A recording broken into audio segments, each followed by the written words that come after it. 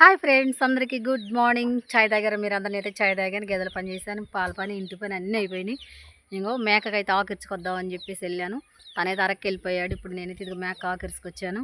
ఇప్పుడైతే మేము రైతులతో మీటింగ్ ఒకటి ఉంది, వెళ్ళాలి.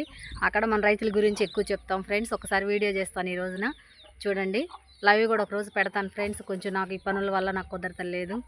వర్షాలు తక్కువగా ఉండి, నీళ్లు తక్కువగా ఉండి, మా పొలాల్లో అయితే ఇంకా చాలామంది ఏడో బోర్లు ఉండేవాళ్ళు, వారికి అయితే నీళ్లు సత్పరంగా ఉండేవాళ్ళు అయితే వేసారు. కానీ మాకైతే పొలాలకు కొంతమంది వేయలేదు. వర్షం కోసం, నీళ్ళ కోసం ఎదురు చూస్తున్నాం. కాలువలు కూడా రాలేదు. మరి వచ్చిన వాటర్ అంతా ఏమైపోతుందేమో. ఒక్కరోజు అట్ట వచ్చి ఆగిపోయింది. మరి మాకు వర్షాలు కాలువ లేకపోతే పొలాలు పండించుకోలేము. మాకు తినడానికి తిండి కూడా ఉండదు వాస్తవంగా చెప్పాలంటే. ఎందుకంటే రైతు పని తప్పితే ఇంకో రెండో పని మాకైతే చేత కాదు. అదే చేసుకొని బతకాలి. నిర్డేసిన పంటలు ఇంత మటుకి మాకు ముందుకు వచ్చిందే లేదు. అంత లాస్ నష్టంతో ఉన్నాక చెక్కుల దాకా పొగాకు కూడా అయిపోయింది. నేను ఎంత పని చేసి పొగాకులు ఎంత కష్టపడ్డాను మీ అందరికీ తెలుసు కూడా.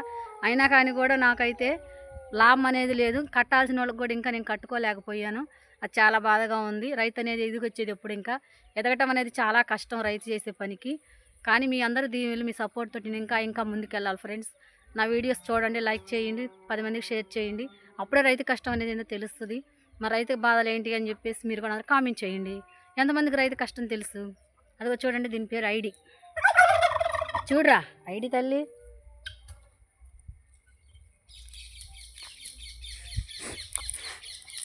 అరే, మా పాప చిన్నపిల్లగా ఉన్నప్పుడు తీసుకొచ్చాం ఫ్రెండ్స్ దాన్ని.